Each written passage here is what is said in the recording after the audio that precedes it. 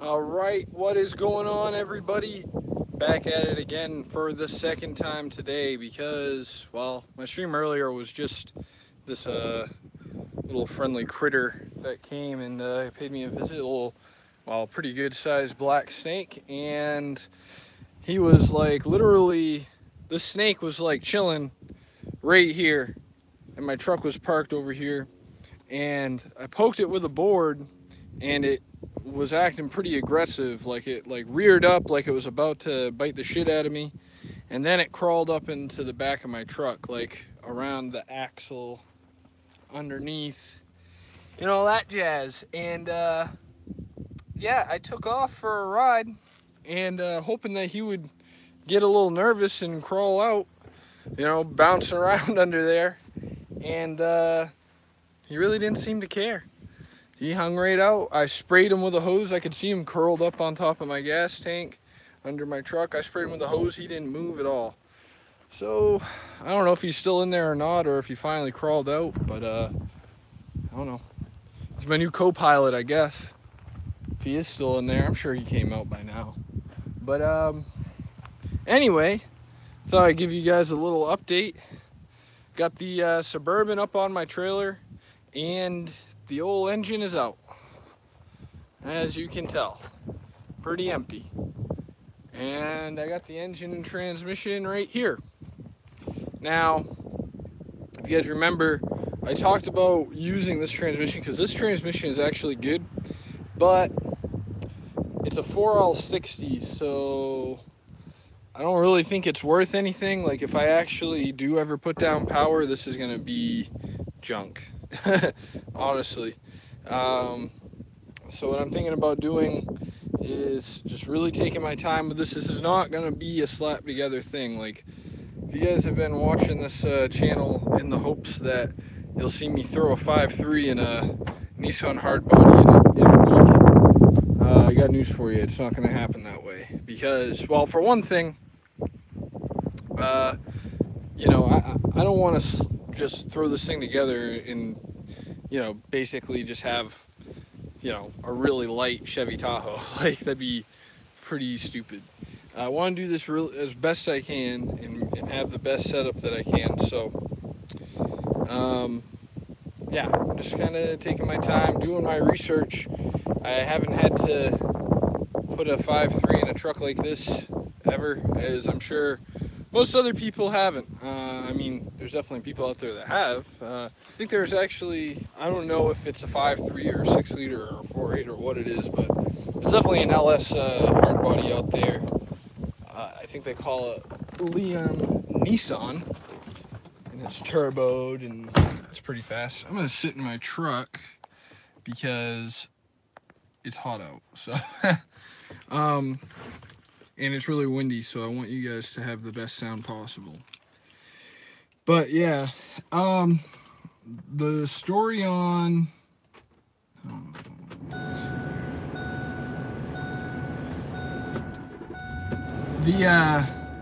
so the situation with that engine was, if you remember, I made a video about how I made an engine hoist to go into the receiver hitch of my pickup, just to do this job. And honestly, it would work fine. It picked up that motor just fine, but I left the intake manifold on it, so it made it so that I have like a pretty tight space to work in. So it was getting hung up on like the exhaust manifolds and everything like that when I went to take it out of the truck. So I just went across the street. The guy that lives across the street from me, or as close to being across the street from me as you can get, has a skid steer, or some people call it a bobcat. We used a skid steer to pull it out, actually after the truck was already up on my trailer. And it was actually a struggle even with the skid steer, so obviously my little truck bed crane would never have done that job. So, but he helped me out, and I'm really, really thankful to my neighbor for that, because it never would have happened otherwise. I expect taking the engine out of the Nissan will be a lot easier because, one, it's a lot lighter, and two, I don't think it has as much that it can hang up on. And once it's out, putting the LS in it probably won't be as big of a fight, because I think I gotta do some measuring after I take out the KA24. But I think if I measure it, I'm gonna find that it'll be really tight around the firewall. So, and this Dr. Pepper is piss warm because it's been sitting in my truck all day. But yeah, I gotta do some measuring around my firewall to see how it's gonna fit around the transmission and decide, like, finally decide what transmission I want to use. I'm thinking I want to do a turbo 400. I might start with just a stock turbo 400 with just like a nice converter in it and a trans cooler, just so I can get it set up and drive it around a little bit. And then at some point, for like, I think it's like $1,700, you can get a built turbo 400 with a trans brake and a reverse manual valve body, and I think that those are going for like $800. So if I start with just a stock turbo 400 or a very, very lightly built turbo 400, and I'm talking lightly because the truck ain't gonna make power like that right off. Like, I'm gonna get it set up and going right, but running really good. But it won't be making like built, 400 power until a while later. So I think I'll just get a stock 400 just for mock-up purposes and as a spare for, when I do finally switch it out, because a turbo 350 or 4L60 or 700R4, they all use a different slip yoke on the drive shaft than the turbo 400. So I'm gonna need, obviously, like some type of custom drive shaft done anyway. So I'd prefer to like have a shaft that hang on, people were messaging me on Facebook. I'd prefer to start with the shaft that I'm gonna need. Use that correct shift slip yoke, even if I have to go with just a basic transmission to start off with. It's still gonna be stronger than that stock 4L60 all day long, I would think. So, but yeah, plus, I want to make sure that whatever clearancing I have to do on the firewall is final. I don't want to, decide I have to change transmissions later on and have to cut up the firewall again, pull the whole motor again and everything. I'd like to make it a pretty much just a straightforward swap the transmission situation. So I have the 4L60 up for sale. It's good. I know it's good because the engine's blown. I mean, the engine's not blown, but it stopped running on like a highway off-ramp and now it's seized. The truck had like 153,000 miles, and I'm selling this 4L60 dirt cheap because it's a two-wheel drive 4L60. It should fit a 4.8 or a 5.3. I'm not sure if it'll fit like a 4.3 V6. But if you're looking for a two-wheel drive 4L60, this one's good, and I'm only asking like $100 on it. Well, I posted on Facebook Marketplace for $125, but if you comment down below, I'll sell it to you for $100 if you come pick it up. So probably the cheapest way you'll ever get a 4L60 transmission if you happen to need one just for like a stock vehicle, because they do break pretty often. So there's that. What else is happening lately? I mean, really, the Suburban has been like the thing that's taken up most of my time lately.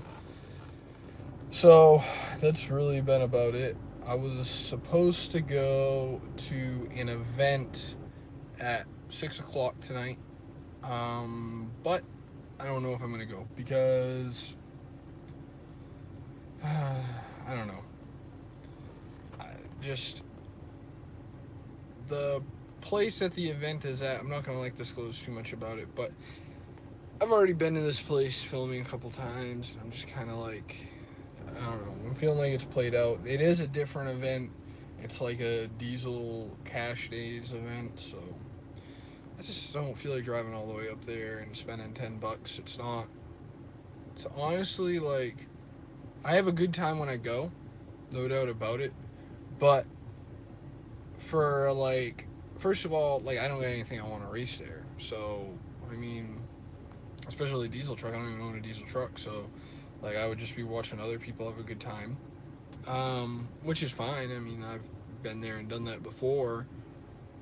I'd like to film there, and I have filmed there, but the problem is like I'm just really tired of making the same videos every time, and it's not like super straightforward. Like to follow it along, like be like, oh, okay, this person versus that person and everything. I mean, I'm not tied in like that. Like, all I would really be getting is like just some straightforward racing action, which some people enjoy.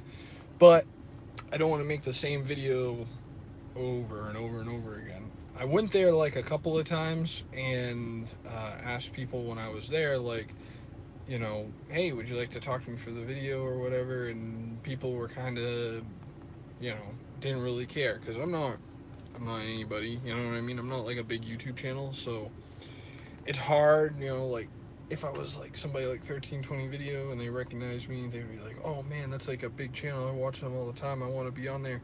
And they would come talk to me in a heartbeat. But I'm just a little Kyle's Cars. None of them have even heard of me. So, you know, it's hard to get anybody to talk to me. And plus, some of them are in the whole street racing thing and then they don't want to show off their setup.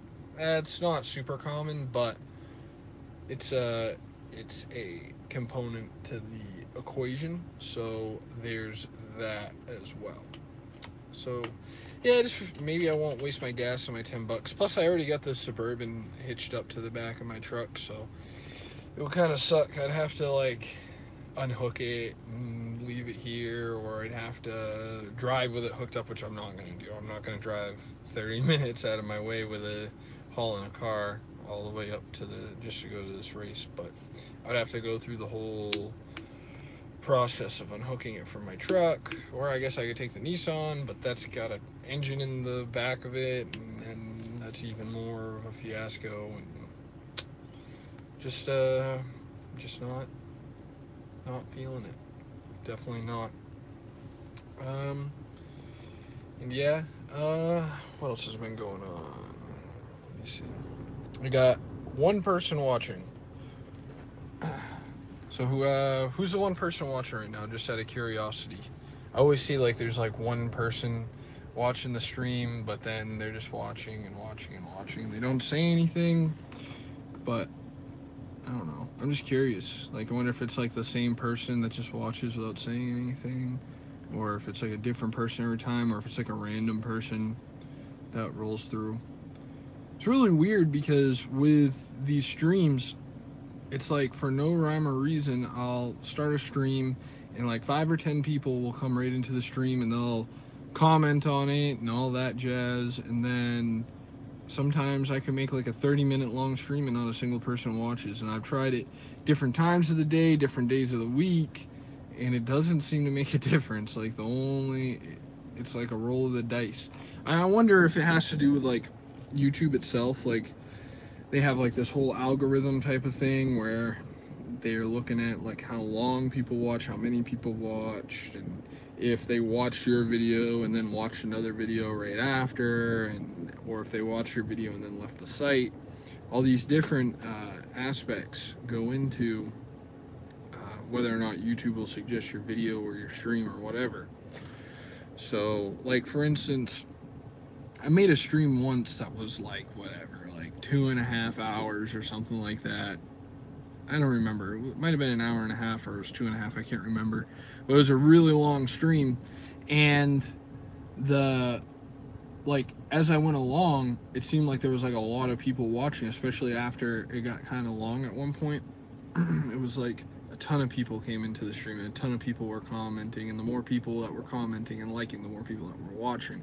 It's really weird how like that can make such a big difference to bringing people to your channel or to see your content or what have you. So yeah, for that reason, I mean, even though there's like one person watching right now and they haven't even said who they are, but I appreciate it because it helps me out, helps gain some traction for the channel. That other stream I made with the snake had like one person watch for like 2 seconds, and then like the whole stream it was dead. But then after it's already been up, I think it's got like 70 views in just a couple hours, which is high for me. When you think I've only got 160 subscribers, so to get like 70 views in just whatever, like 3 or 4 hours like that, it's big. I mean, that's like half of my subscribership watching it in that first whatever period of time. So yeah, that's pretty cool. And yeah, I'm hoping that this channel continues to grow.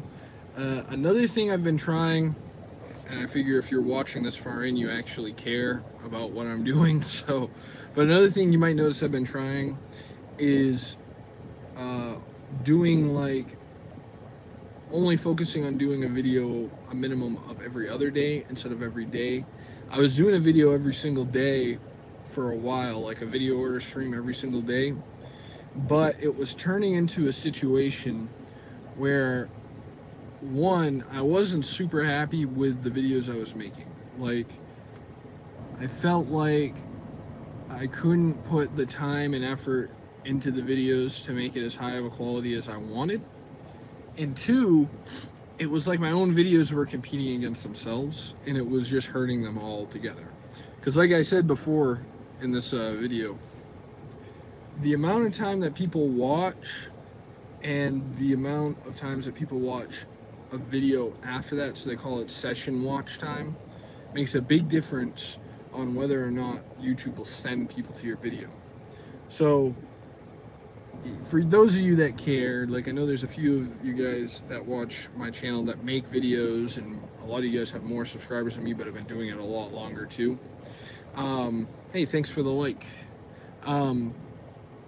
There is like a thing where YouTube, if you look at their studio, let's see here. If you look at their studio beta, like Creator Studio Beta, it's like their new version that they're going to switch to eventually. If you look in that, in part of the analytics, it talks about impressions. So the way it works is YouTube is looking to make enough impressions so that they keep every channel and every video at around between like 5 and 10% click-through rate. That means for when they show a video to people, they want to keep people clicking on the video at least between 5 and 10% of the time. Works out like right in the middle of my channel. Like my click-through rate is 7.2%. So that algorithm is basically, and it's not quite as simple as this, but one big part of it is it's looking to keep you right at like between 7 and 8 if it can, but a minimum of 5 and a maximum of 10% click-through rate. If your click-through rate gets high, so like if it exceeds 10%, like if it goes up to 20 or 25, generally speaking, unless your watch time is super low, generally speaking, the algorithm will make more impressions. So if it's displaying my video, for instance, in whatever, like let's say they show it to 100 people, either through the suggested video bar on the side, or they show it like on the YouTube landing page, they show that to 100 different users, then they'll count as 100 impressions. If when they show it to those 100 users, like 7 or 8 of them actually click on the video when they're shown it, then it will count as like a 7% click-through rate. If like only one person clicks on it, then be like whatever. I mean, yeah. So if only one person clicks on it, then be a 1% click-through rate if they showed it to 100 people. So what the algorithm would do is say, hey, we want to keep it like around 10%. So then like the next time it makes impressions on that with that video, it'll only show it to 10 people. Because, you know what I mean? And then as, you know, because it's showing it to less and less people, then what'll happen is eventually it'll just stall out. Like it won't show your video automatically. It won't make those impressions. Now, I don't think that they count impressions when we're talking about like the search. So like if somebody searches for something specific that's related to your video, then you'll find that I don't think it even counts as an impression. I think impressions are only like if it shows it in suggested videos or on that regular watch landing page. So as far as that's concerned. Um, so yeah. So I want to say the last time I checked on it, uh, my channel, and this was a while ago. Paul Tracy, is that the Suburban that Biggie Smalls was killed in? What year did Biggie Smalls die? Because this is a 2000 Suburban.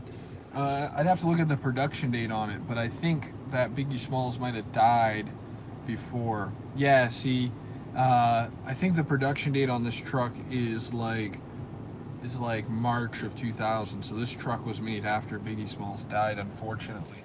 As cool as that would be. I mean, there was definitely bloodstains in there, but I don't think it was Biggie Smalls' blood. Oh, man.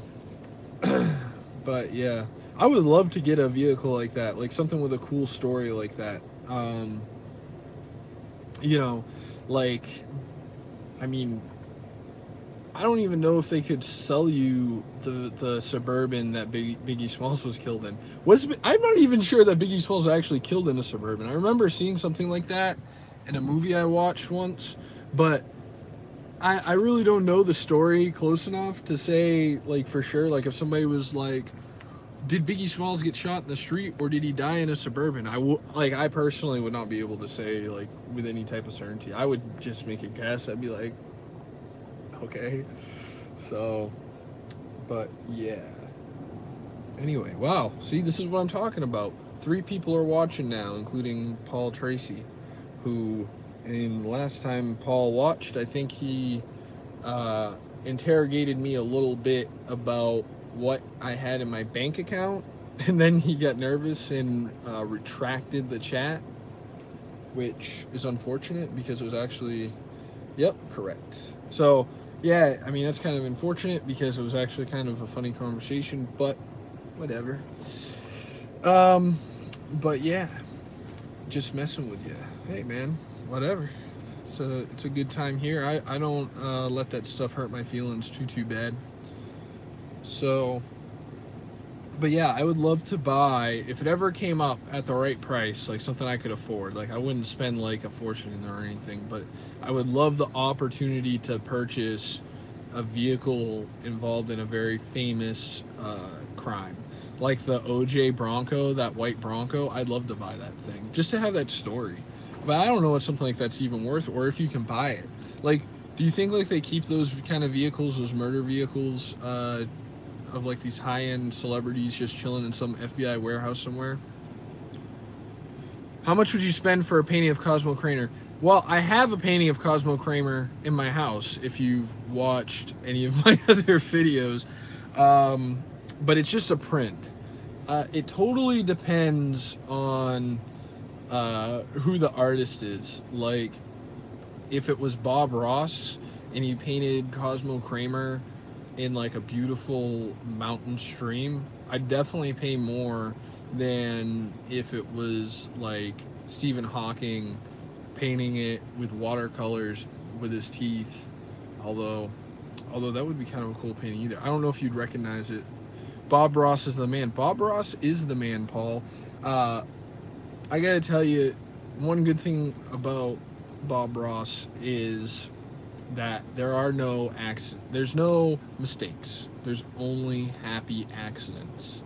And that's true for every single aspect in your life. Except for, like, if you get the wrong girl knocked up or something, then that was probably a mistake. But for the most part, Paul would know about that because he said that he's on probation for his good looks. So I'm sure that he's gotten involved with the wrong type of girl every once in a while, which sucks, man. I know what it's like, for sure. But yeah, you know, these bitches aren't loyal anymore. So, yeah. Anyway, so yeah, I'm sitting in the whole F-150 Lariat. Look, you can see the Suburban in my back window up on the trailer, which it's kind of funny. I don't know. I wonder how this is gonna pull it. Like how good of a job it'll do. I pulled this truck that I'm sitting in right now. I pulled it on the trailer that I've got hooked up right now. Back when I had my black Dodge. I don't know if you guys.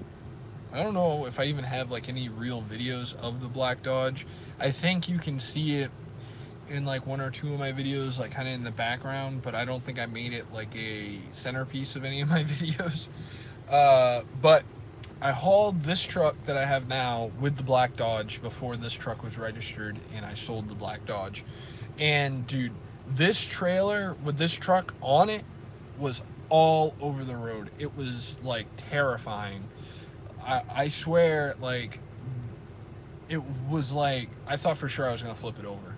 It was just all over the place. I finally pulled it over in like a parking lot up the road, like probably like 10 miles away from my house, because I couldn't handle it anymore. Like it was like making me sick, because I was just so nervous, like with this truck flying back and forth between the lanes. And I took this truck off the trailer, left it in the parking lot, went home and got a trip permit, because in the state of Virginia you can print out a trip permit online. So I went back to my house, printed out a trip permit, cost me like $5, and I drove this home because, dude, it was bad. I wonder how this will haul the Suburban. I have a feeling that this will not be as bad. Even though the Suburban weighs more than this truck normally would, there's no motor or transmission in it, and that Suburban's two-wheel drive. So I'm hoping that the weight is low enough that I got the yawn there. Woo. I'm hoping that the Suburban is light enough that this truck will pull it okay. Plus, this truck has a lower hitch on it than the Dodge. The Dodge was lifted pretty high, and it always made stuff pull bad on it. Like, I always felt like stuff would wander really hard on the back of that Dodge, except for when I like had my car dolly, because nothing really wanders on a car dolly unless you ain't got it hooked up right for some reason, or something's wrong with the car you're hauling. But with that trailer on that Dodge, I always felt like it wandered, but it's never felt quite so bad with this truck. So we'll see how that goes. But yeah, see, anyway, so I really wish that my Dr. Pepper was still cold. I kind of want to go to the store, like, specifically to buy a cold soda, but I keep remembering that that's tough. Hey, you said a lot of people use drugs where you live. What is their favorite drug? And hang on. Hey, you said a lot of people use drugs where you live. What is their favorite drug, and why do you think they do that? Boredom? Well, actually, I think that you're referring to back the first time that you commented on my stream. You had said that you just gotten out of jail, and I had said something like, oh, well, you know, if it's substance abuse, I hope that you get treatment and you can get over your substance abuse issues. And then we didn't really continue the conversation beyond there. But I was actually talking about where I'm from, not where I currently live. Where I'm from is in Maine, in the Bangor area, which I don't know how many people are subscribed to my channel that are from Maine. I know that there's like one guy, but I didn't know him in Maine, but I know there's at least one guy that's subscribed that lives in Maine. I want to say, why do I think that he lives somewhere around Newport or something? I don't know. I might be wrong about that. I don't know why I thought that though. But yeah, up in Maine, there's a pretty bad opioid crisis going on. And by opioid, I'm talking about like everything between like Percocet pills, heroin, Suboxone, methadone. Like, people will find a way to abuse it as best they can. Obviously, methadone and Suboxone, for people that know anything about like drug rehabilitation, methadone and Suboxone is like what they use to help people with withdrawal symptoms from opioid drugs. But obviously, like, people will still buy it and use it, like misuse it. So yeah, especially when they can't get like the real thing. So it's better than being sick, I suppose, for them. But why they do it? It's a tough question. I mean, for one thing, I think it's like a thing where people go and all their friends are doing it, and they just like they feel like they're part of the club. They feel like that's what they have to do to fit in. If you see all your friends putting a pill on a piece of tinfoil and smoking it, and they're talking about how great it is, and even if you don't think it's like the best thing, you see them like, and it doesn't seem like their life is that bad, so you're like, yeah, I guess I'll try it. And then you do it a couple times, and the next thing you know, you're like borrowing and stealing for $40. I mean, at the time, I mean, probably they're more than that now, or maybe they're less, but back in the times that I knew people that were on that kind of stuff, it was like $40 for a 30 milligram Percocet pill. And yeah, it was tough, man. Saw a lot of people go through a lot of crap, both the people using it, but especially the people around them, their families and everything. And I feel for parents of kids that are hooked on this stuff. But to say, like, why do they do that? I don't think it's boredom. I mean, because at a certain point I think it starts off as like a social thing, and then at a certain point you need it, like any other drug. I mean, that's probably true for cocaine addiction too, or crack addiction. I mean, crack and cocaine are essentially the same thing, but people in those situations, they're probably the same way. They thought it was just a fun thing to do. They're at a party, and then next thing they know, they're strung out, and that's like what their life revolves around. It's a really sad thing. I never got into it, man. I mean, I've never done a real hard drug like that. I've smoked a little bit of pot, where in Maine pot's legal anyway, at least now it is. Back in the day when I first tried it, it wasn't, but I don't do it now. I mean, I literally only tried it like a couple times, and it wasn't really my thing. I don't like the feeling of being drunk. Like, I will drink socially, but the actual feeling of being drunk isn't very fun to me, so I don't even really drink, honestly, believe it or not. Which, I know, like, some of you guys are probably like, what's wrong with this guy? But I mean, it's just not my thing. I don't have anything against it. Like, I don't have anything against people drinking, as long as they aren't like killing themselves, like some people in my family have done. I have no problem with it. You know what I mean? And I don't have any problem with people smoking pot. I mean, I could care less. Like, if you want to smoke pot, smoke pot. The kind of work that I do, I just can't, for one thing. So, it's just one of those things. And also, I'm living in Virginia now, so if you get caught with pot, they treat it like it's a serious drug, even though I don't think it should be. I think it should be legal, personally, but it's not up to me. If it was, I would make it legal everywhere. I would even make, honestly, I would even make, like, hard drugs legal if it were up to me. Because it's not a criminal issue. It's a health issue. Like, if you are addicted to drugs, putting you in jail is not going to fix that. It's only going to make you sick for a while, and then you're going to get let out, and then you're going to go back to doing drugs. So what good is making it illegal? Yeah, maybe selling it illegal wouldn't be a bad way to do it, but even then, a lot of people that are selling it are just funding their own addiction, which I guess that isn't 100% true. Like, there's definitely, up where I'm from, there's a lot of people that come from out of state to sell drugs, so like, they literally are like going out of their way. They're not getting high on their own supply. That was a lesson from Biggie Smalls, if you didn't catch that. They don't get high on their own supply, and they're just making money, and they're making a lot of money. And those people, like, they definitely should be arrested.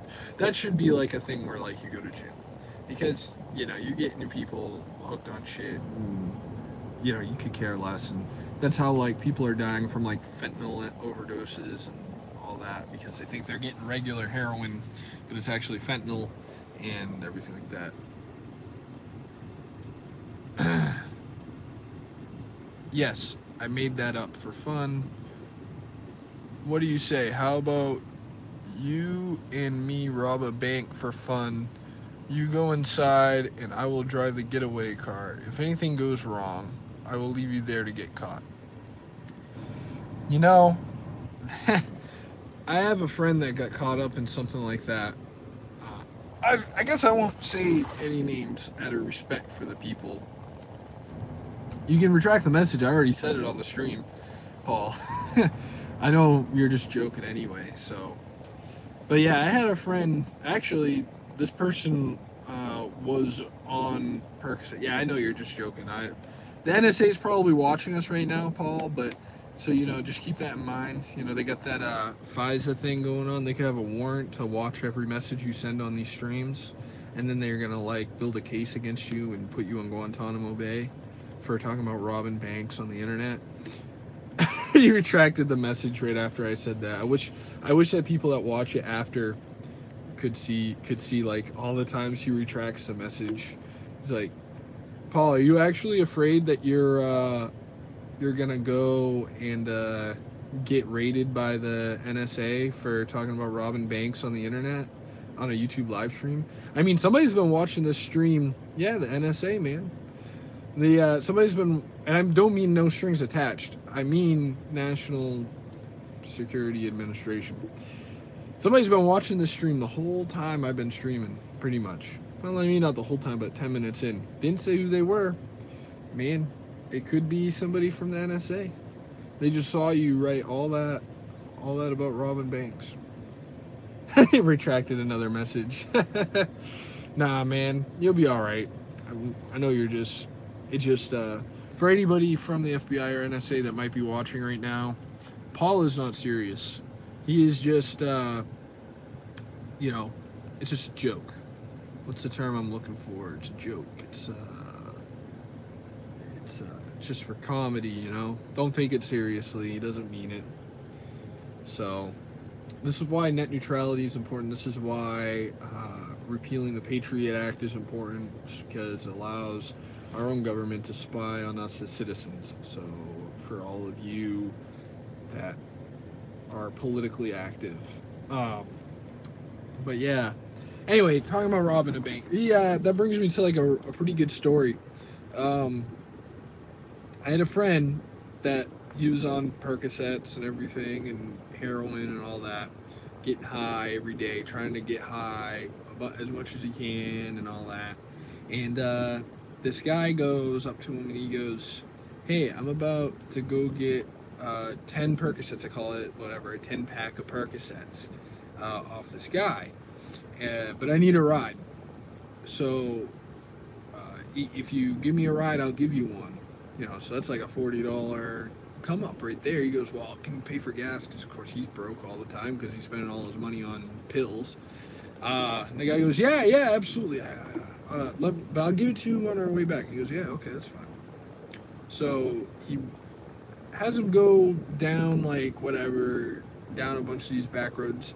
And they come out somewhere probably like kind of close to like the main road, but on like this little back road. And there's like a little dirt like pathway that leads up to like railroad tracks and like the main road and everything. He goes, okay, man, just wait here for me. He goes, oh, okay. So, he doesn't think nothing of it. And dude comes back and he's like, okay, I got him, but we got to get out of here really quick because this guy's sketchy. So he takes off going down the road, and they go out to the main road and start heading home. And he sees like a bunch of cops coming the other direction and go right past him. He's like, dang, that's kind of weird. Dude gives him the gives him the Percocet or whatever it was, and gives him the gas money. And he's happy as a pig in shit. And probably like a month or so later, the cops come knocking on this dude's door, and they say, hey, we decided to come by because we were reviewing some police dash cam footage, and we saw your vehicle uh, near the scene of a bank robbery. Can you tell us what you were doing on this road, on this state, blah, blah, blah, blah, blah? And dude's like really nervous, right? Because he's like, you know, I was just giving somebody a ride that day. I didn't even go to a bank, you know? He's like trying to tell him the truth and not thinking anything of it. Like, he has no reason to think that the guy that he gave a ride robbed a bank. And they go, so, okay, who's the person you gave a ride to so we can go ahead and ask them about it, you know? Thinking like, you know, it's basically like he's thinking like, you know, it's his alibi to prove that he had nothing to do with robbing a bank. So he gives the dude's name. And for the purpose of the story, I'll say a different name. I will say like, oh, it was Bill. You know, I gave Bill a ride up that road that day, and he just asked me to drop him off at this guy's house or wait for him for a second, and we headed home. They go, oh, okay, perfect. Well, guess what? Old Bill, for the purpose of this video, was already in jail because they had seen him on camera robbing the bank, and apparently he had done this to 2 or 3 other people, and they basically tricked every one of them into snitching him out for being around there. So yeah, and I don't think that dude got that much money from robbing these banks. Like, first of all, they don't keep that much money in the drawers like you would think. Like, I think like the only way to like get like a huge score from a bank robbery would normally be like if you can get into the safe, like a dog day afternoon situation. If you just go up to a bank and rob a bank just for what the teller has. Yo, Kyle, are there lots of females where I live? Well, I live in the state of Virginia, so yeah, there's a lot. There's about as many females as anywhere else. I mean, you know, what can I say? It's a pretty average ratio, and they come in every shape and size. I would say there's some good-looking ones and there's some not so good-looking ones, just like anywhere else. I mean, that's a pretty standard question. I mean, are there mailboxes where you live, Paul? Like, of course, there's mailboxes. There's mailboxes at every house in general. So, I mean, I think the only place that probably doesn't have a lot of females is a military base, or I think North Dakota, where they're drilling oil. Those are the only places where the ratio is probably not too good. In the civilian world, in most of the United States, the ratio is the ratio. So, yeah. But yeah, I think I'm pretty thirsty. I've been drinking this piss warm Dr. Pepper this entire stream, and I'm actually like in need of like a beverage, a cold beverage. It's pretty hot here. It's 91 degrees here at 6 o'clock in the afternoon, so it's pretty hot for this time of year. Switch to Mountain Dew. Well, you know, I definitely could switch to Mountain Dew. I think the Dr. Pepper would be perfectly fine, honestly, if it were just cold, but I left it in my truck while I was working, and now it's warm as shit.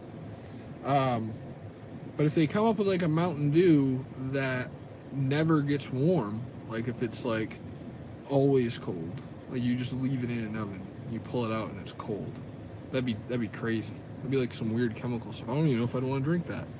But if they come up with like some magic Mountain Dew formula that does that, then I'll switch to Mountain Dew full time. I drink Mountain Dew once in a while. I don't like regular Mountain Dew though. Like, I don't like the original Mountain Dew. I only like the blue or the red Mountain Dew. I know that's really weird, right? But I don't like the original, and I don't like the ice. What is the next thing you are going to do to that vehicle? Which vehicle are you talking about? The Nissan, the Suburban, or the F-150? And I know that there's a delay between what you hear. The Suburban. The Suburban I am going to take to the scrapyard, because unless somebody wants some parts off it, then I'll sell them very, very cheaply. If you need a part, I will sell it to you very cheaply, and I will even ship it if you need me to, as long as it's not huge. But don't ask me to ship a rear axle or something crazy like that. Like, I'm talking about like a little switch or a mirror or something like that, something I can fit in a box. If it has to go on an RL carrier's truck, forget it, because I'm not dealing with it. And it would probably not be cheap enough to make it worth the effort to ship by the time it's all said and done anyway. You get that job you were talking about the other day. I think the other day I was talking about looking at a job. So for those of you that might come here and see this out of context, I'm currently self-employed, and I actually do pretty well. I don't need to work for anybody else. I love working for myself, but I am looking into buying property. I'm looking into buying a house for myself, and because of the amount of time that I've been self-employed, plus the amount of write-offs that I have on my taxes, I need to supplement my income. Like, if I had been self-employed for a lot longer, like 100% self-employed, because I was like part-time self-employed for like a year or two before this, and then I've been self-employed for a year now. So I've really been self-employed almost 3 years, but before it was only part-time and I worked a regular job. And then I went full-time self-employed almost a year ago. But now that I'm going and looking at buying a house, because I don't own the property I live on now, this is actually owned by my family, but I live here. I want to buy my own. And the loan officer pretty much said, like, my biggest hurdle is not the amount of my income, it's just getting the bank that will be servicing the loan to like take my income, like see that my income is legitimate. There's certain things you have to do if you've ever gotten a loan or a mortgage or whatever. So what I've done is basically, he said, like, if you just work like a job, like even a part-time job, that'll help a lot. So that's what I did. I went and I looked around for a job that will allow me to continue to be self-employed, because honestly, there's like no way I would make as much money at working for somebody else as I make now. So I went and I looked around for a job. I had like one interview running forklift for some company that like sells furniture, working in the warehouse running forklift. But it didn't pay awesome, but the hours were like perfect.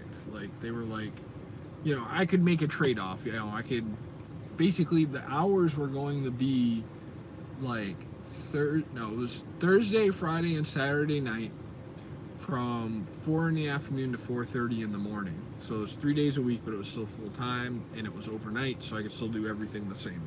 Like, you know, I just have to, you know, quit working a little bit early on Thursday and Friday so I could go to that job. But there were like a couple of issues there.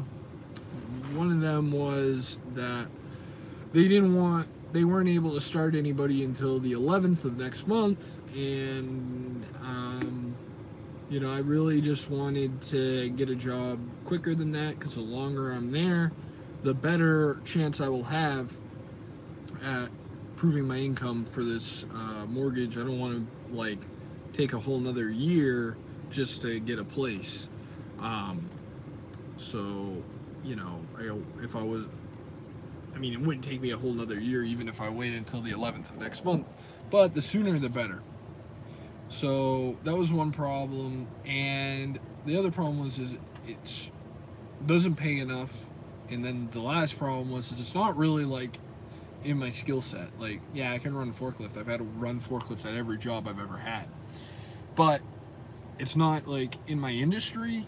And there's something to be said about that, because like when you work, if you're working in an industry, if you stay in the industry, you're just networking yourself that much more, and that's more money you can make, because that's the more people you meet give you more jobs, and it snowballs from there. So if I can, I'd like to stay in my industry. You're going to take that print of Cosmo when you leave. Where is the happening spot in your town? Well, let me finish the story. So, uh, the I ended up having another interview later the same week. Well, actually, it was no, that was last week. This was this week. So Monday this week, I had an interview at a RV dealership, which is very close to what I'm used to. I mean, I'm used to working on heavy equipment, diesel trucks, that kind of thing. So RVs aren't that far off, and they wanted to hire me as a technician working there, which would pay a lot more, especially because it's considered flat rate work. So instead of like you clock in and you start getting paid until you clock out, it's flat rate. So you can go in and you take a job that is on like they call it book time. The book time of it is like 4 hours, but if you complete it in 2, you'll still get paid for 4. And then if you do that, you could be there for like 8 hours a day, but get paid for 16 if you, in a perfect world, which probably doesn't ever happen in reality, but that's a possibility. Like the only thing you're limited by is your ability to do the job quickly. So I had an interview there. They offered a lot more rate off the hop per build hour, and then of course there's the ability to build a lot of hours. The hours that I would be there aren't ideal, but for the difference in pay, it's worth it. So that's what I'm gonna do, and I'm still gonna continue to do my thing, at least until I get my place, and then I will go ahead and probably, I don't know. It depends on how much I like working on RVs. I'm not sure I'm going to like it that much. I'm just leaving the option open. I'm not going to say that like I'll quit when I have my place, but I'm not going to say that like I don't need that job. 15 bucks an hour. A little bit higher than 15 bucks an hour doing that job. So, because you have to remember, I have quite a bit of experience in tools and everything. You probably would get 15 an hour, 15 a build hour if you had like no experience or very, very little experience. Big pimpin', Paul Tracy says. I mean, not really. I mean, if you think about it. Okay, like if you think, I'm 27 years old right now. I have paid about half as much for my formal education in this industry and my tools as you would have to pay to go to a college and get a bachelor's degree.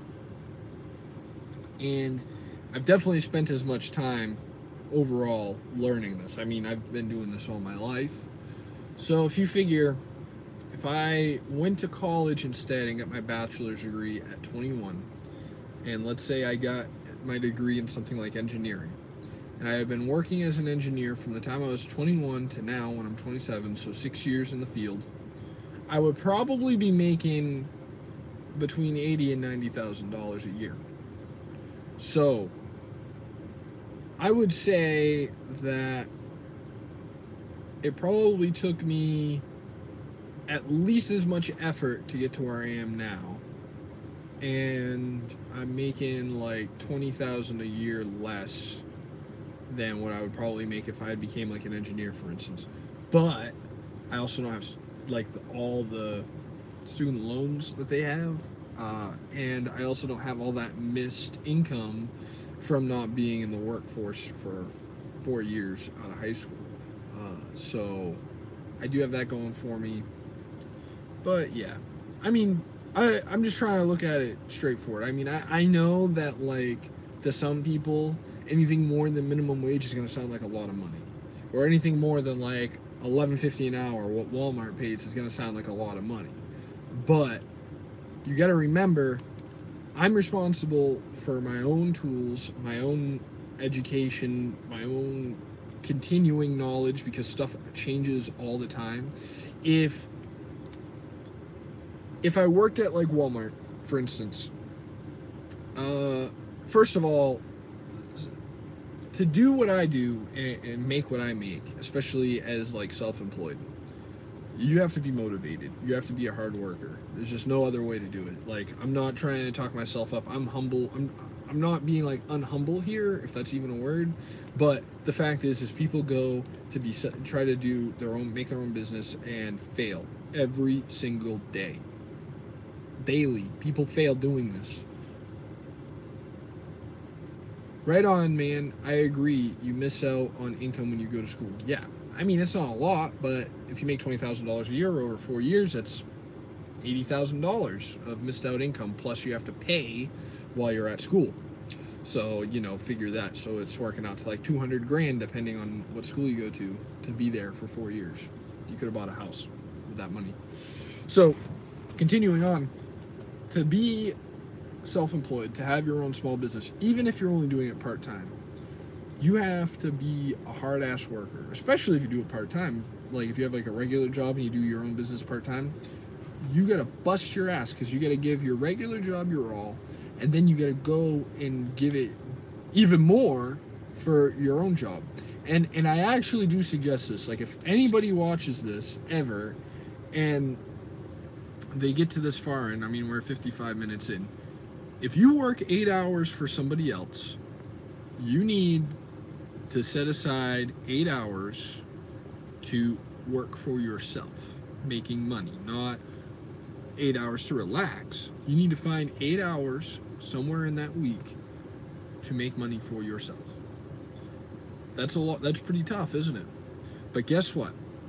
Nobody got rich working a 9-to-5 job. It has never happened. Not a regular 9-to-5 job. Not one where you punch in every day. And I'm talking about like rich, like they worked up to it. Not like they hit the lottery. Obviously, people have hit the lottery, but then they're not really rich. They just won some money, but they might not really be what I would consider rich. I'm thinking like a Warren Buffett kind of person or a Koch brothers. Do you think that they were working in a McDonald's somewhere or a Walmart somewhere, 9 to 5, and then all of a sudden somebody handed them like their companies? No. Probably like in the Koch brothers situation, they were inherited it. But in the Warren Buffett situation, if you know the history of Warren Buffett, he started investing. They were selling Percocets. Some of them are. I mean, there's definitely some rich people selling Percocets that own the drug companies. That was a good one. I like that one. I mean, Martin Shkreli. I mean, he's rich from selling drugs, but like for a pharmacy company, and now he's in prison. Big Wu-Tang fan clan, Martin Shkreli. I think that's his name. Something like that. Anyway, yeah. You gotta like go and give it your all. If you are working a job and you are punching a clock for somebody else, you need to be thinking every second, what else could I be doing with my time? What else could I come up with that would pay me as much, if not more money than this? And you really need to give that some serious thought. No job that, if somebody's employing you, they're making money off of you. Period. Otherwise, you wouldn't be there, would you? Like, what would be your point? For every dollar you make to your pocket, your boss or your company is making 3. That's just the way it works. If you came and you worked for me as my employee, that's exactly the way it would work. For every dollar I put in your pocket, you're putting 3 in mine. But I mean, there's benefits to it. I understand why people do it. Do you think a used car lot would make some fat cash? I think a used car lot can make you money, and there are definitely people that make money on a used car lot. But it depends on the kind of person you are. You have to have a used car lot, you have to, first of all, you have to be able to put your needs above other people's needs. What I mean by that is, and I'm not saying that everybody that has a used car lot is an asshole or is a scammer or whatever, but there's going to be times where you look at a vehicle, if you had a used car lot, and you'll say, that is not a car I would put my daughter in, or my son in, or my wife in, or I would drive. You can look at a car like that, get some hot females to sell cars, or what you could do is you get some cars to sell some hot females, and then you'd be a pimp. That's another option. But yeah, you have to be able to put your needs above other people's needs. In retail sales, especially secondhand retail sales, is one of those narrow situations where that's true. There's not much else you can do like that you would really feel that way, aside from maybe operating a Ponzi scheme or a multi-level marketing company or something like that.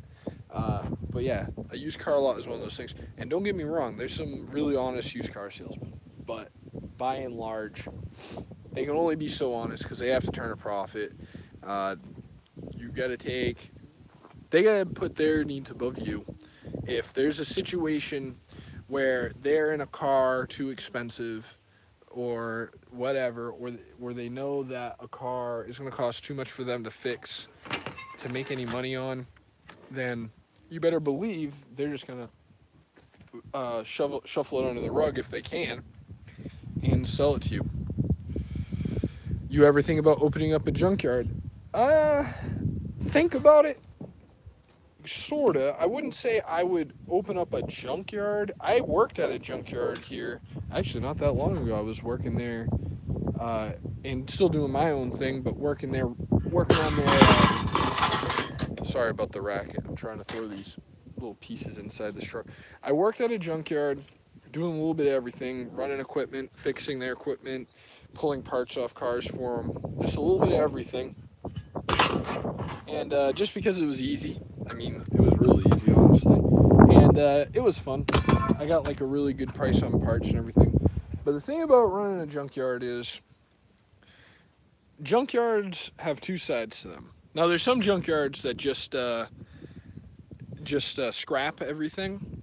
And so they're basically just buying low and selling high. So they'll buy like, they'll put out a price and say anybody that can show up with steel is going to get this much per pound, and they just buy all of it. They just buy out the whole town. Anybody that can show up with a truck and trailer, they got it. And then they'll sell it to people in China that like manufacturers that will recycle that steel that they have and sell it back to the United States.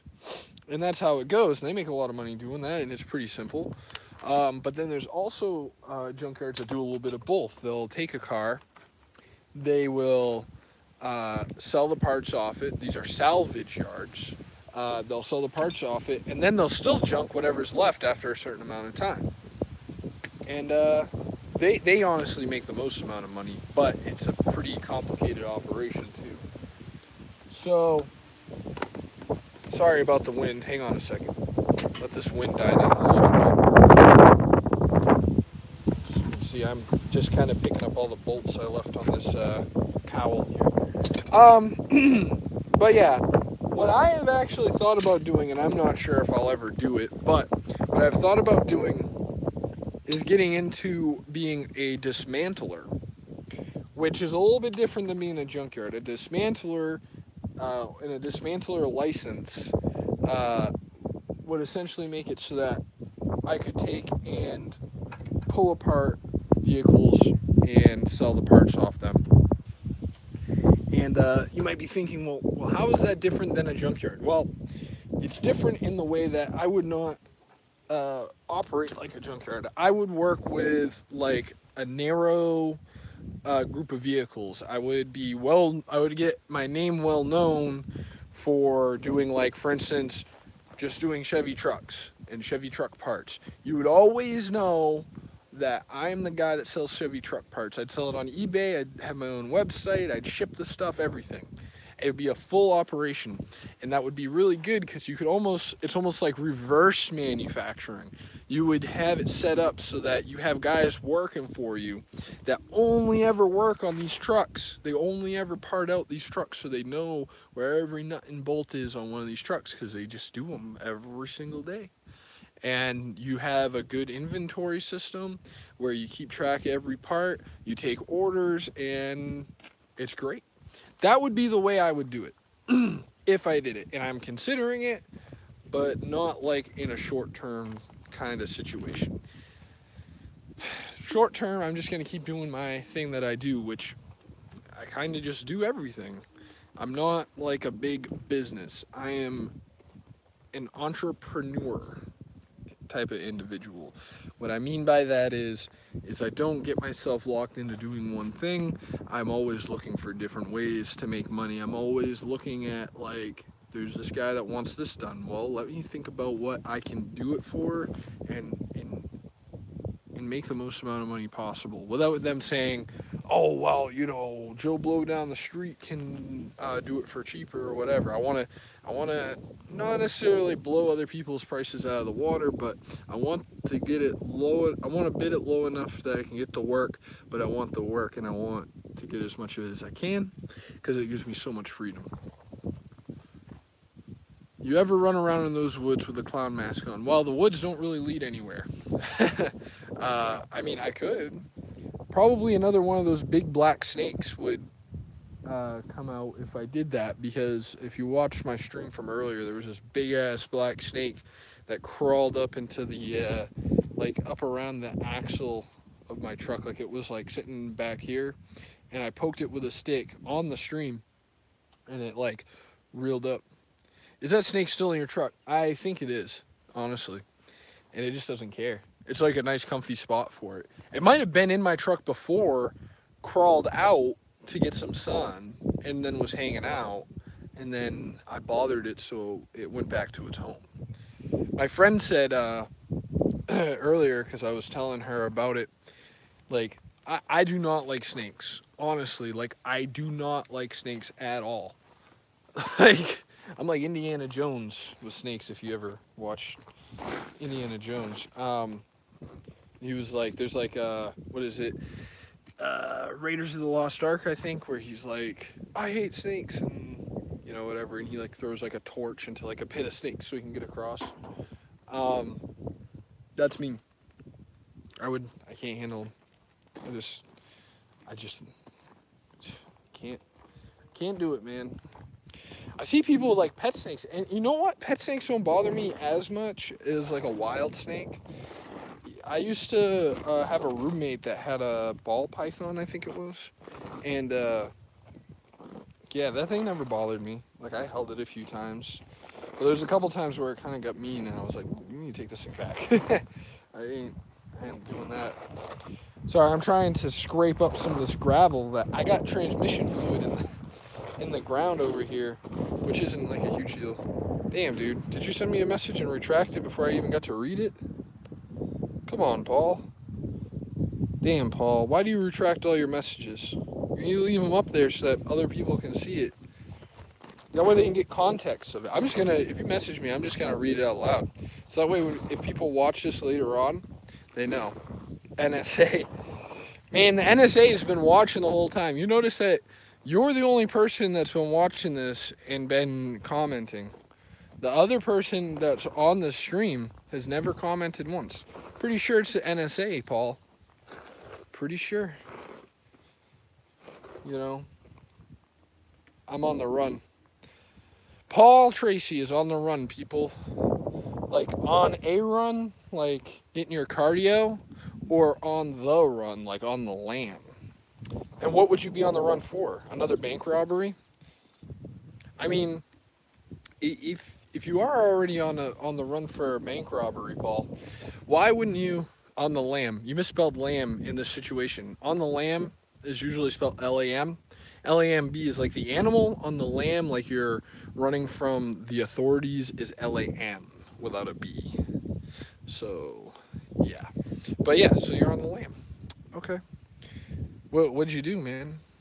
Did you catch your old lady fooling around with another man, so then you shot him? Oh wait, your name is Paul, not Joe. Running away from the women. Well, Paul, I guess that makes sense why you would ask me if there's a lot of women around here. But, yeah, running away from the women. I mean, are you running away from the women because there are too many women attack me? I mean, I guess that's a good problem to have. It could be worse. You could have a bunch of men attacking you. Like if you lived in like West Hollywood or something, you might have like a bunch of men, trying to make passes at you. I mean, I don't know if you're into that or not. Then, women do like gay guys. I don't understand why. It's like they want something that they can't have. That's what it is. So, can you guys? Oh, he turned it down again. My neighbor at a traffic light, women throw me their numbers. Like what? Write them on a rock and then throw them through your windshield. That would suck, man. or, or write them on the side of a bullet and shoot it at you. Can you guys hear the music next door? Paper. Well, I mean, it's not really that bad of an attack unless you get a bad paper cut. I got a pretty bad cut on my finger. See it? See how bad that is? It's like festering. Maybe it'll get gangrenous and it'll smell like crazy. That'd be gross. Can you guys hear my neighbor's music next door? It's pretty loud. He has like that's the guy that had the skid steer that helped me pull this motor out. But yeah, he had it cranking for a minute and then he turned it down. Then he cranked it up again and he turned it down. Rap music. It's kind of rap music. It's like that weird country rap type of music. I don't know who it is, but it's like that really raspy like country rap thing. I'm not sure what it is. I don't know who produces that. I mean, Paul, you're a Biggie Smalls connoisseur. Would you happen to know who the country rap artists are? Hillbilly rock. No, it's not rock. It's definitely like a rap. It's like a. I'm thinking like hillbilly rock would be like Leonard Skinner. It's not that. It's like they're rapping, but like it's like they got this real raspy voice. Like when they're rapping, like riding in my truck. That's what it reminds me of. It might actually be a lyric from the song. Yeah.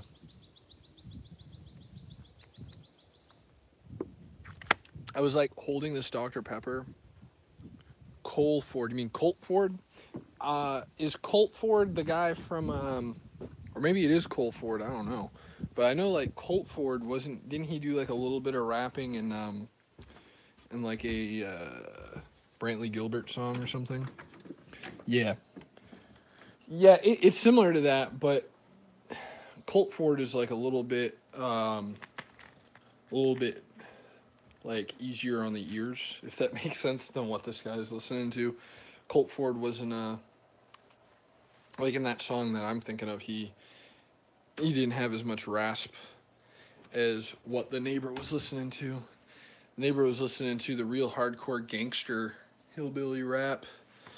The only other time I've heard that kind of music before was I was at a tattoo shop once. Like, I wasn't getting the tattoo. It was some girl I knew was getting a tattoo at a tattoo shop, and they were playing that kind of music. And that's the only other time I've heard it, other than when the neighbor cranks it.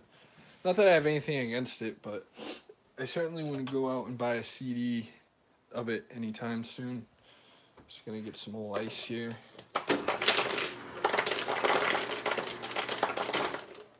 Put my Dr. Pepper in. Bubba Sparks, Cowboy Troy.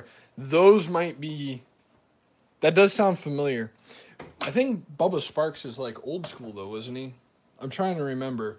There was like one guy back in the days, like in the early 2000s, that was like, he had like a bunch of like regular rappers that he worked with, but he was like this weird hillbilly rap thing. And like in one of his videos, he's got, I can't remember who else was in Uncle Kracker. It's definitely not Uncle Kracker that he's listening to.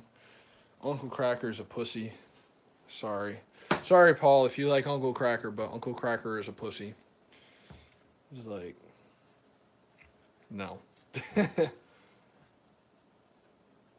Speaking of Bone Crusher, I'm not familiar with Bone Crusher. Paul, are you just like Googling like hillbilly rap artists and putting them into the chat? And then retracting the message after? Dang. Yes. Speaking of Uncle Kracker, well, I guess to some people you might not know that Uncle Kracker and Kid Rock are related artists in a way. But isn't it weird that like Kid Rock is like getting into politics and everything? Lenny Cooper, Big Schmo.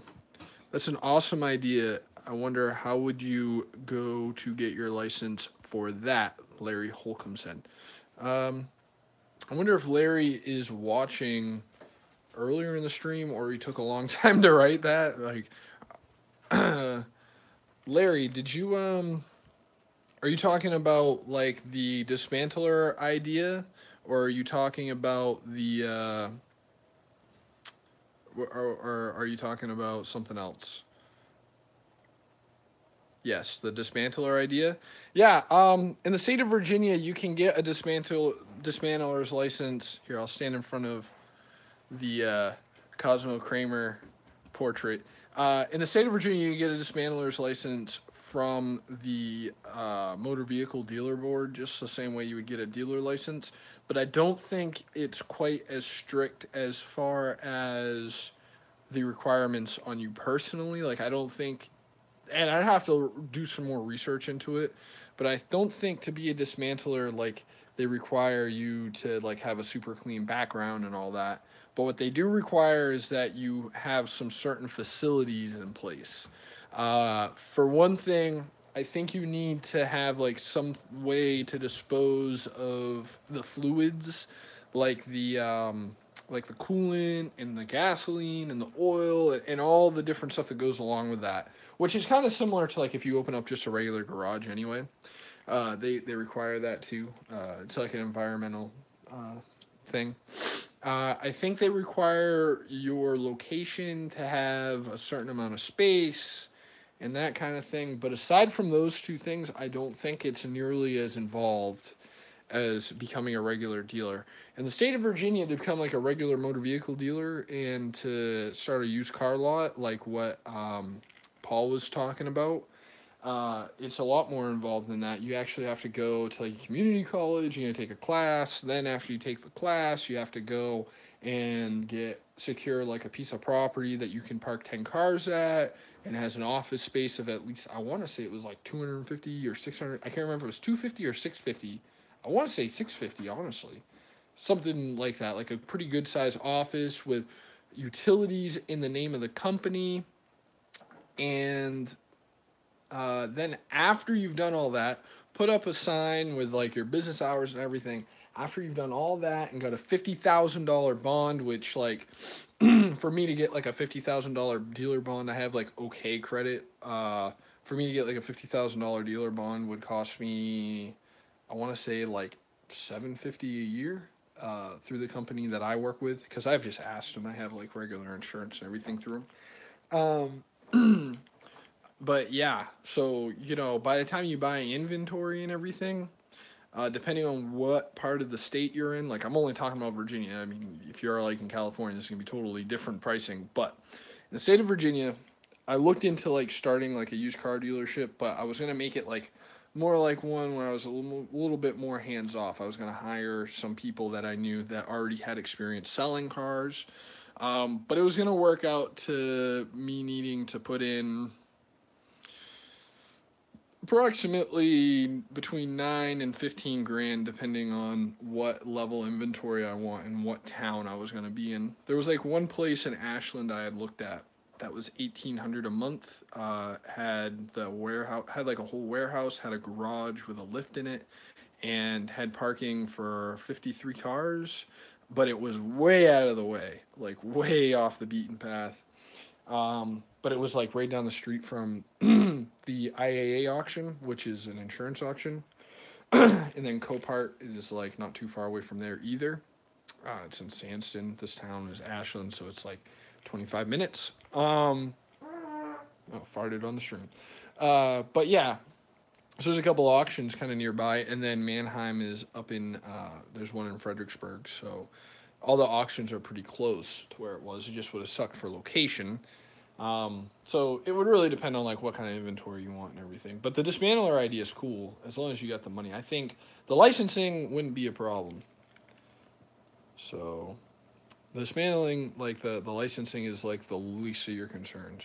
Getting a location and paying employees for like the first couple months while you build up inventory and all that is what would kill you. I think like Like just because like you could never like become like a dismantler and be very profitable on your own right out the gate. Like you pretty much have to have your hands in something else along with the dismantling to be profitable at it. Like, because it's gonna take like a year for you to get like all your inventory right and to start selling stuff. Nobody likes to show off. Next time, regulate your airflow. Man, it was this warm Dr Pepper I was drinking in the truck, man. You ever drink warm soda, dude? It makes your guts bubble, man. But I mean, what can I say? There's some asshole talking shit behind my back. It's all my fault, man. But yeah, Larry Holcomb, LOL. Yeah. What other questions you guys have? I mean, I can do my best to answer them about business or.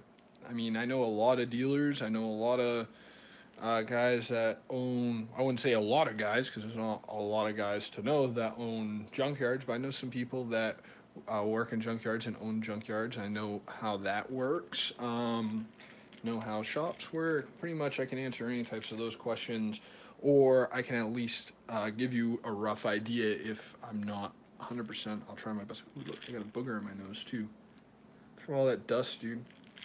This is like why streams are so hard to do. Like, it's super, like everything you do. What made me not go through with the car lot? Paul Tracy says. Well, I'll tell you. What made me not go through with the car lot was one. I don't think that I would make enough money, not over the long term. Because here's the thing you got to remember. You got to look at like how much competition you got. And if you have like a lot of competition in it, you got to undersell everybody else, and there's other issues with it too, like when I was looking at it, I was following this guy Rick Dyer, and I don't know if you guys follow Rick Dyer or not, but it was like pretty motivational. You know, he was like talking about it all the time, and I was like, yeah, man, that seems like a pretty good idea. But then, at least in my state, because he's in Florida, so Larry Holcomb does follow Rick Dyer. So like, in my state, it's a little bit different from where Rick's at. Rick is in Florida. Florida's the Wild West, man, as far as like this car dealership's concerned. State of Virginia, you got to give a warranty on any car you finance. It's just the law. If you finance a car, you got to give a warranty. Now, cash sales you can do as is, but warrant like any type of like buy here, pay here, or anything like that, you got to give a warranty. Plus, the buy here, pay here thing was kind of complex, where like you might need a finance license and that kind of thing. And then the worst thing, the biggest hurdle that I had was getting a location that I didn't have to pay for a special use permit. So like in one of the counties really close to me, they require a special use permit to have a car dealership, which costs like over $10,000. Then they also have changed the zoning laws. So if you try to go into a place that was never a car dealership before, it has to be bigger than like 2 acres. Because, like, you gotta remember, there's a lot of used car lots and stuff, and buy here, pay here lots, and those kind of things that are in, like, old restaurant buildings, old gas stations, everything. And those are never, like, 2 acres, because they don't need it. They don't need that kind of space. And, like, for instance, like, the city of Fredericksburg, which is a nearby city, I'm, like, right between Richmond and Fredericksburg. The city of Fredericksburg, like, is overrun with these small car dealerships. It's bad. And honestly, I could take you through parts of Fredericksburg that like just it seems like everywhere you look, there's small car dealer, small car dealer, small car dealer. And I just don't want to be in that kind of company. There's always going to be somebody that's going to undersell you, and then on top of that, if you have a problem with one of these cars and you've got it on like a buy here pay here type of deal, the person's going to come back and be like, oh, well, you've got to warranty the car. Now, I'm trying to remember exactly how it worked. I want to say it's only like a 1 month warranty or something like that in the state of Virginia. It's a very short period of time. But if you think about it, like, it don't take much for that. If that problem comes up in that time, man, if you have a transmission problem or a motor problem, you're selling the cars at these pretty thin profit margins, especially like, in the first month, like that's like if you have a buy here, pay here, you haven't really made your profit on it yet. And then, they lose a motor or transmission and then you got to fix it. And then God forbid, dude, that they like make you repossess it later on. Then you're really hit.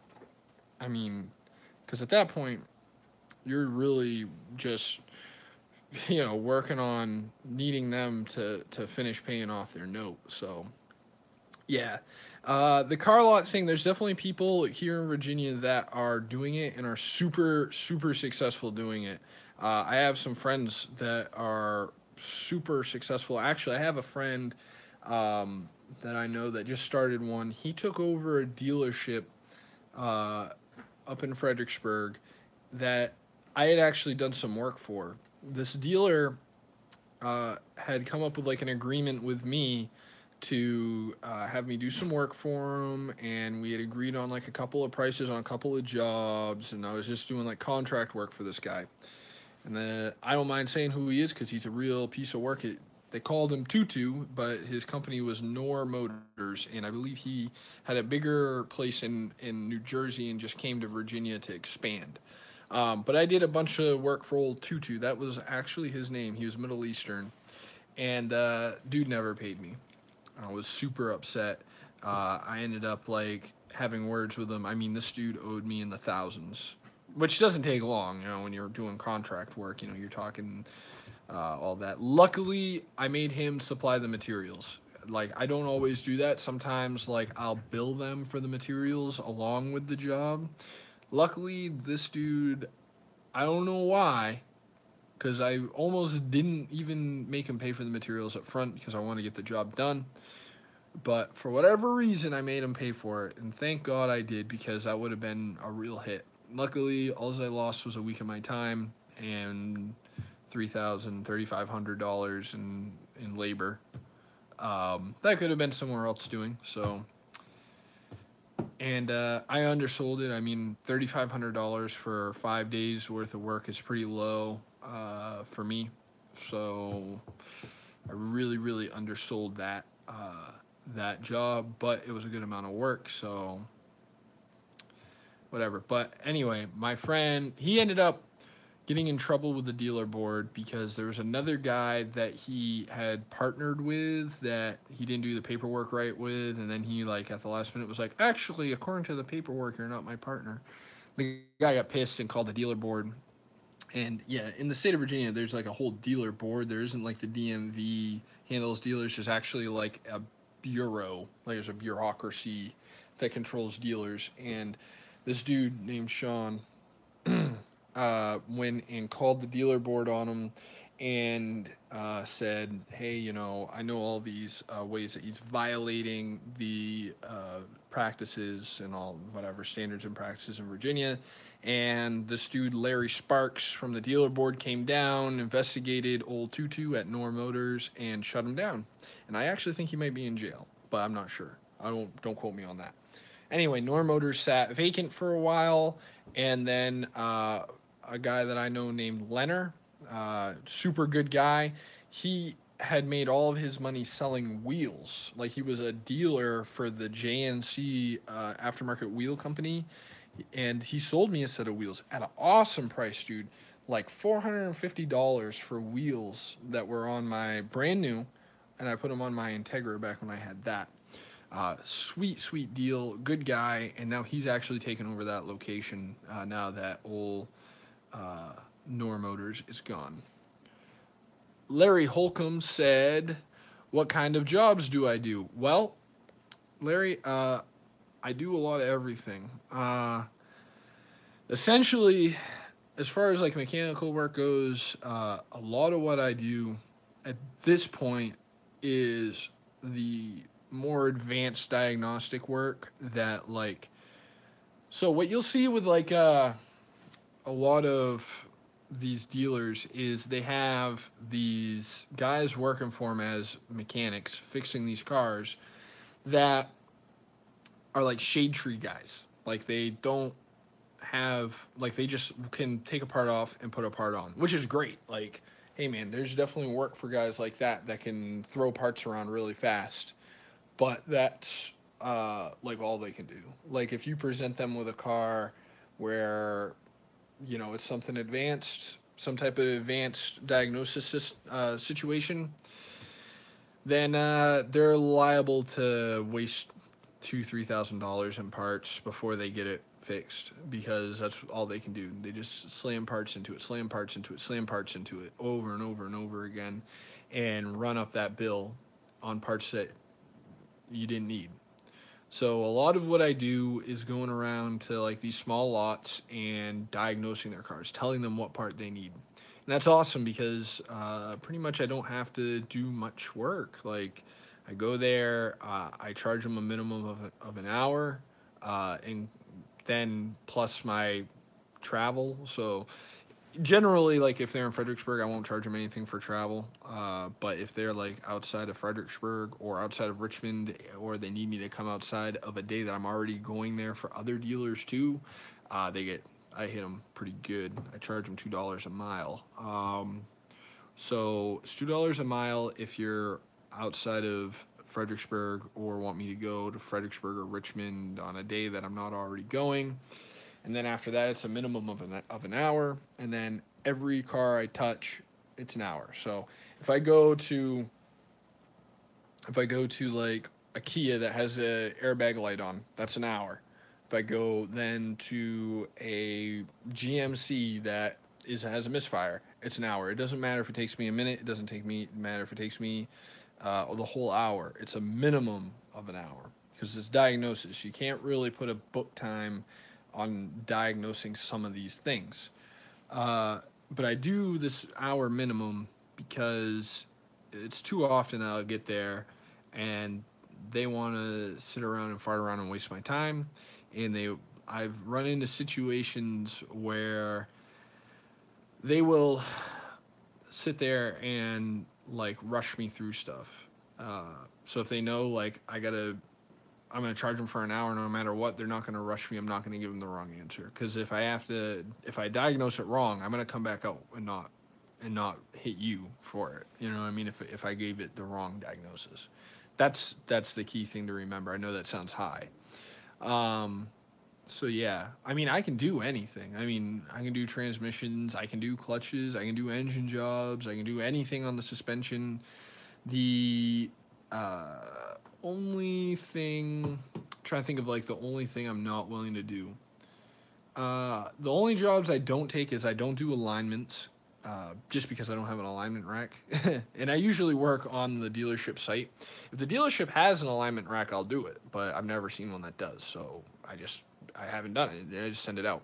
I can't do inspections like state safety inspections because the location that you inspect has to be uh, licensed as an inspection station. And like I said, I go to the dealership site to do this, so obviously I can't do their inspections because that's just the way the law works. And what else? I don't do. I usually will avoid working on a Mercedes. I know that sounds really weird that like I would avoid working on only avoid working on a Mercedes. But the reason for that is I never come out ahead because Mercedes have multiple body control modules and it's hard to keep track of like what's wrong with them and you have to have there's some like very oddball Mercedes stuff. I will work on a Mercedes, but I don't make any guarantees about the diagnoses on them. So I try to avoid those. Which, if you're a used car lot, unless it's like a really nice new Mercedes, probably shouldn't buy a Mercedes anyway. I don't think there's any money in them. You can make more money on a Acura, yeah, honestly, than you would a Mercedes after you've paid for it and everything like that. Especially when you consider the parts to make it run right. So, yeah, that's the easy way. So, the question that you should be asking is, what don't I do? I don't do alignments. I don't do state inspections, and I avoid working on Mercedes, and I don't do side curtain airbags. Those are pretty much the only things I won't do. Or like stitching or paint work. I don't do paint work. Oh, that's a good one. I don't do body work or paint work. But anything else, I do. So, yeah. What else we got here? But yeah, 95 minutes we've been in this stream, and I've had people in it the whole time. That's really, really, really cool. Um, anyway, if you are watching now, or if you come across the stream later, especially if you've made it this far, you should probably go ahead and subscribe. Like, dude, if you can sit through me talking this long and you aren't already subscribed, you might as well subscribe. I must be saying something that you like. And if you guys like this video, give it a thumbs up, because it helps a little bit with like people finding the video. People, because like obviously people will stay and watch a video that has more likes on it than a video that doesn't. And the longer people watch, the more YouTube will show this video to other people. I think that we've had some really interesting conversations in this stream. I think we've had some kind of funny conversations in this stream, even though Paul likes to retract his messages so that the NSA doesn't know that he's trying to convince people on the internet to help him rob banks. It was really cool to see Larry in the stream as well. And yeah, I don't know. This is pretty fun, honestly. And if you didn't see my stream from earlier, where the snake crawled into my truck, it's actually pretty funny. Like, I don't like snakes. It freaked me out. But after you watch this one, the other stream's only like, what, 7 minutes? Less than 10 minutes long anyway. And it's up on my channel. It's the last video that I made before this one. Watch it. I think you'll find it funny. Me almost crying because there's a snake that climbed into my truck. So guys, I guess I will go ahead and come over to Mr. Cosmo Kramer for his glorious, insightful looks, like looking at everybody like, hey. And I will end it here with Cosmo. See you later, guys.